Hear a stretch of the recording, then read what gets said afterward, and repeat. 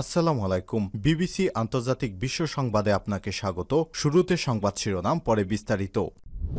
পুরোদমে মধ্যপ্রাচ্যে Iran, Israel এবং যুক্তরাষ্ট্রের মাঝে ভয়াবহ যুদ্ধ চলছে, আর ইরানকে সমর্থন দিতে শুরু করেছে রাশিয়া, চীন, পাকিস্তান। শুরু হয়ে গেছে তৃতীয় বিশ্বযুদ্ধ। এরই মাঝে ইরানের একটি ক্ষেপণাস্ত্র হামলায় ইহুদিবাদী ইসরায়েলের বিভিন্ন স্থাপনা এবং মধ্যপ্রাচ্যে যুক্তরাষ্ট্রের সামরিক স্থাপনাগুলোকে লক্ষ্যবস্তু করে ধ্বংস চালাচ্ছে ইরান।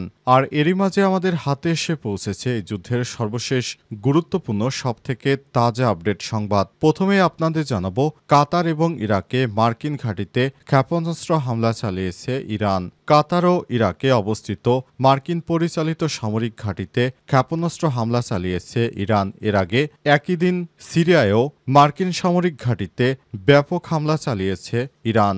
আজ বিবিসি, আল জাজিরা, রয়টার্স এবং ইরানের প্রেস টিভি ও ইরাকের গণমাধ্যম এই খবর নিশ্চিত করেছে। আল জাজিরা জানিয়েছে, কাতারে ৬০ একর ভূমি জুড়ে মার্কিন আল উদেইদ বিমান ঘাঁটি বিস্তৃত, যেখানে একের পর এক ক্ষেপণাস্ত্র হামলা চালিয়েছে ইরান। এরপর জানাবো, মার্কিন ঘাঁটিতে হামলার পর কাতারকে যে বার্তা দিল ইরান। কাতারের দোহায় অবস্থিত মার্কিন বিমান ঘাঁটিতে ক্ষেপণাস্ত্র হামলা চালিয়েছে ইরান। হামলার পর এক বিবৃতিতে ইরানের সুপ্রিম ন্যাশনাল সিকিউরিটি কাউন্সিল বলছে, এই হামলা আমাদের ভ্রাতৃপ্রতিম দেশ কাতার এবং মহৎ জনগণের বিরুদ্ধে নয়, এগুলো শুধুমাত্র যুক্তরাষ্ট্রের ঘাঁটিকে লক্ষ্য করে হামলা। এদিকে ইরানকে সহায়তা দিতে প্রস্তুত রাশিয়া, বললেন পুতিন। এবার ইরানকে সহায়তা দিতে প্রস্তুত বলে মন্তব্য করেছেন রাশিয়ার প্রেসিডেন্ট ভ্লাদিমির পুতিন। এ সময় ইরানে মার্কিন হামলাকে অপরিচিত এবং অন্যায্য বলে আখ্যায়িত করা হয়েছে। এবারে জানাবো, ইরানের ক্ষেপণাস্ত্র হামলায় দখলদার ইসরায়েলের বিদ্যুৎ সরবরাহ বন্ধ।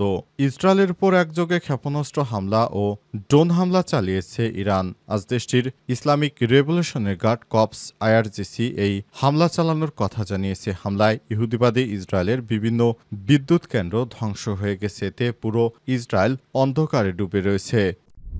এবং সর্বশেষ জানাবো, ইরান থেকে করাচি হয়ে দেশে ফিরছেন ৩৫ জন বাংলাদেশি।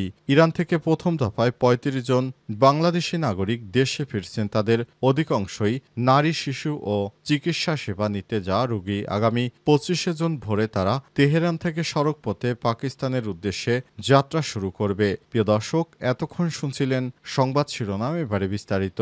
তবে তার আগে বন্ধুরা, অনুরোধ থাকবে এই সংবাদটিতে একটি লাইক দিন। এই চ্যানেলে আপনি নতুন হয়ে থাকলে আমাদের সংবাদটি দেখতে দেখতে চ্যানেলটি সাবস্ক্রাইব করে রাখুন। কমেন্ট করে বন্ধুরা আপনার মূল্যবান মতামত জানিয়ে দিন আপনি বিশ্বের কোন দেশ থেকে বা বাংলাদেশের কোন স্থান থেকে আমাদের সংবাদটি দেখছেন এবং শুনছেন। আর বন্ধুরা, ইরান ইসরায়েল যুদ্ধে আপনি কোন দেশকে সমর্থন করেন কমেন্ট করে বিশ্ববাসীকে জানিয়ে দিন। সংবাদটা আপনার সোশ্যাল মিডিয়া, ফেসবুকে শেয়ার করে বন্ধুদেরও দেখার সুযোগ করে দিন। এবারে বিস্তারিত। কাতার ও ইরাকে মার্কিন ঘাঁটিতে একের পর এক ক্ষেপণাস্ত্র হামলা চালিয়েছে ইরান। সিরিয়ার পর এবার কাতার ও ইরাকে অবস্থিত মার্কিন পরিচালিত সামরিক ঘাঁটিতে ক্ষেপণাস্ত্র হামলা চালিয়েছে ইরান। আজ বিবিসি, আল জাজিরা, রয়টার্স, ইরানের প্রেস টিভি ও ইরাকের গণমাধ্যমে এই খবর নিশ্চিত করেছে। আল জাজিরা জানিয়েছে, কাতারে ৬০ একর ভূমি জুড়ে মার্কিন আল উদেইদ বিমান ঘাঁটি বিস্তৃত। রাজধানী দোহার দক্ষিণ পশ্চিমে এটি অবস্থিত। এটি মার্কিন কেন্দ্রীয় কমান্ডের ফরওয়ার্ড সদর দপ্তর। ইরাকের গণমাধ্যম জানিয়েছে, ইরাকে অবস্থিত মার্কিন এই আইয়াসাদ ঘাঁটিতে ৬টি ক্ষেপণাস্ত্র নিক্ষেপ করেছে ইরান। ইরানের প্রতিশোধমূলক ক্ষেপণাস্ত্র হামলার সন্দেহে সংযুক্ত আরব আমিরাতের আকাশসীমা বন্ধ করে দেওয়া হয়েছে বলে সংবাদ মাধ্যম জানিয়েছে। এর আগে রোববার ভোরে যুক্তরাষ্ট্র B-2 স্টেল বোমারু বিমান দিয়ে ইরানের ৩টি পারমাণবিক স্থাপনায় হামলা চালায়। হামলার পর মার্কিন প্রেসিডেন্ট ডোনাল্ড ট্রাম্প ঘোষণা করেন, মার্কিন বিমান বাহিনী ইরানের ৩টি পারমাণবিক স্থাপনায় সফল আক্রমণ চালিয়েছে। ইরানের গণমাধ্যম জানিয়েছে, গত ১৩ জুন রাতে ইসরায়েল ইরানের মাটিতে আগ্রাসন শুরু করে। লক্ষ্যবস্তু হামলায় ইরানের শীর্ষ সামরিক কর্মকর্তাদের হত্যা করা হয়। ঘরবাড়ি সরাসরি আঘাত হানার ফলে বেসামরিক নাগরিকরাও প্রাণ হারান। এরপর তেহরান ২৪ ঘন্টারও কম সময়ের মধ্যে প্রতিশোধমূলক আক্রমণ চালায়। পরে দিনগুলোতে ইসরায়েলের আক্রমণের বিরুদ্ধে ইরানও ধারাবাহিকভাবে হামলা চালিয়ে যাচ্ছে। উভয় পক্ষই হতাহতের খবর দিচ্ছে এবং বেশ কয়েকটি স্থাপনায় ক্ষতির শিকার হয়েছে। মার্কিন ঘাঁটিতে হামলার পর কাতারকে যে বার্তা দিল ইরান। কাতারের দোহায় অবস্থিত মার্কিন বিমান ঘাঁটিতে ক্ষেপণাস্ত্র হামলা চালিয়েছে ইরান। হামলার পর এক বিবৃতিতে ইরানের সুপ্রিম ন্যাশনাল সিকিউরিটি কাউন্সিল বলছে, এই হামলা আমাদের ভ্রাতৃপ্রতিম দেশ কাতার এবং এর মহৎ জনগণের বিরুদ্ধে নয়। বিবৃতিতে বলা হয়েছে, আল উদেইদ বিমান ঘাঁটিতে ক্ষেপণাস্ত্র হামলাটি কাতারের আবাসিক এলাকা থেকে দূরে অবস্থিত ছিল। এটি সুনির্দিষ্টভাবে মার্কিন অবস্থানেই চালানো হয়েছে। সুপ্রিম কাউন্সিল বলছে, এই পদক্ষেপটি বন্ধুত্বপূর্ণ ও ভ্রাতৃপ্রতিম দেশ কাতার এবং এর মহৎ জনগণের জন্য কোনো হুমকি সৃষ্টি করে না এবং ইসলামী প্রজাতন্ত্র ইরান কাতারের সঙ্গে উষ্ণ ও ঐতিহাসিক সম্পর্ক বজায় রাখতে এবং অব্যাহত রাখতে প্রতিশ্রুতিবদ্ধ। এর আগে কাতার এই হামলাকে তার সার্বভৌমত্বের স্পষ্ট লঙ্ঘন বলে তীব্র নিন্দা জানিয়েছে। কাতারের পররাষ্ট্রমন্ত্রী জানিয়েছে, আমরা এখন ইরানে হামলা চালানোর সক্ষমতা রাখি, কারণ আমাদের আকাশসীমা ব্যবহার করে আমাদের সার্বভৌমত্ব, আমাদের দেশের ভূমিতে যে হামলা চালিয়েছে সে হামলা কোনোভাবেই মেনে নেওয়া যায় না। মার্কিন সামরিক ঘাঁটি লক্ষ্য করে একের পর এক হামলা চালিয়ে যাচ্ছে ইরান সিরিয়া, ইরাক, কাতার এর পাশাপাশি আরও বিভিন্ন যুক্তরাষ্ট্রের সামরিক ঘাঁটিতে হামলা চালাবে বলে ঘোষণা দিয়েছে। হামলার খবর শুনে ভয়ে সংযুক্ত আরব আমিরাত তাদের আকাশসীমা বন্ধ করে দিয়েছে। অবস্থায় ইরানের পক্ষ থেকে এখনও কোনো বার্তা দেওয়া হয়নি।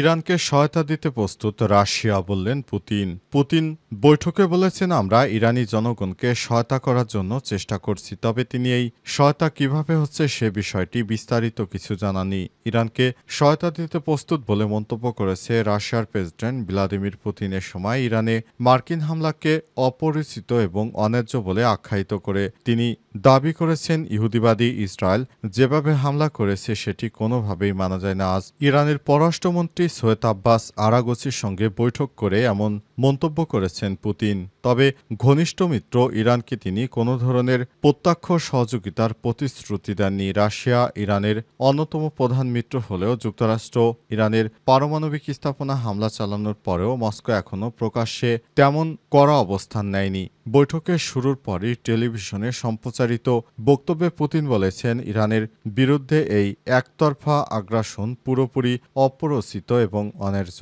তিনি আরও বলেছেন, হামলার জন্য সরাসরি যুক্তরাষ্ট্রকে দায়ী করেননি এবং ইরানের উপর হামলা বলে একটি সাধারণ রেফারেন্স ব্যবহার করেছেন। যদিও এর আগে সোমবার ক্রেমলিন এক বিবৃতিতে জানিয়েছে, তারা মার্কিন হামলা নিন্দা ও দুঃখ প্রকাশ করেছে। যুক্তরাষ্ট্র যেভাবে রাতের আধারে চোরের মতো হামলা করেছে সে বিষয়টি কোনোভাবেই ভালোভাবে নেয়নি পুতিন। তাই যুক্তরাষ্ট্রের এই ধরনের আগ্রাসনের তীব্র নিন্দা প্রতিবাদ জানিয়েছেন তিনি। ক্রেমলিনের মুখপাত্র দিমিত্রি পেসকভ সাংবাদিকদের বলেছেন, এই অঞ্চলে উত্তেজনার একটি নতুন ঢেউ দেখা দিয়েছে এবং আমরা এই হামলার নিন্দা করছি, গভীর দুঃখ প্রকাশ করছি। পুতিন আরাঘচি বৈঠকের ঠিক আগেই মন্তব্য করেছেন তিনি। পুতিন নিজেকে ইরান ও ইসরায়েলের মধ্যে মধ্যস্থতাকারী হিসেবে উপস্থাপন করতে চাইলেও যুক্তরাষ্ট্রের প্রেসিডেন্ট ডোনাল্ড ট্রাম্প গত সপ্তাহে সেই প্রস্তাব প্রত্যাখ্যান করেছেন।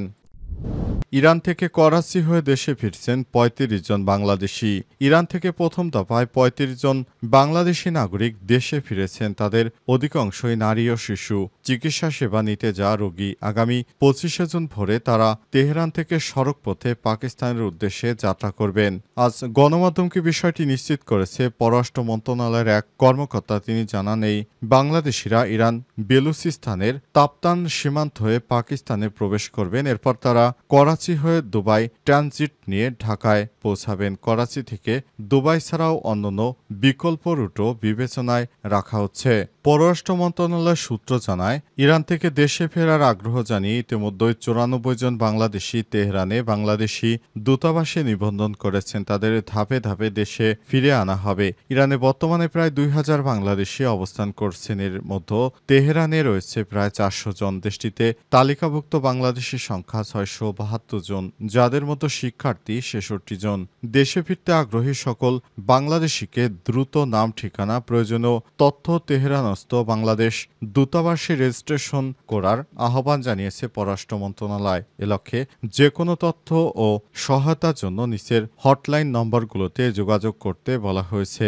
বাংলাদেশ দূতাবাস তেহরান হটলাইন +9899 085 77368। আরেকটি হচ্ছে +989122065745। পররাষ্ট্র মন্ত্রণালয় ঢাকা হটলাইন +88017120128847। এই নম্বরে যোগাযোগ করে আপনারা বাংলাদেশের পররাষ্ট্র মন্ত্রণালয়ের সঙ্গে কথা বলতে পারবেন এবং যোগাযোগ করতে পারবেন।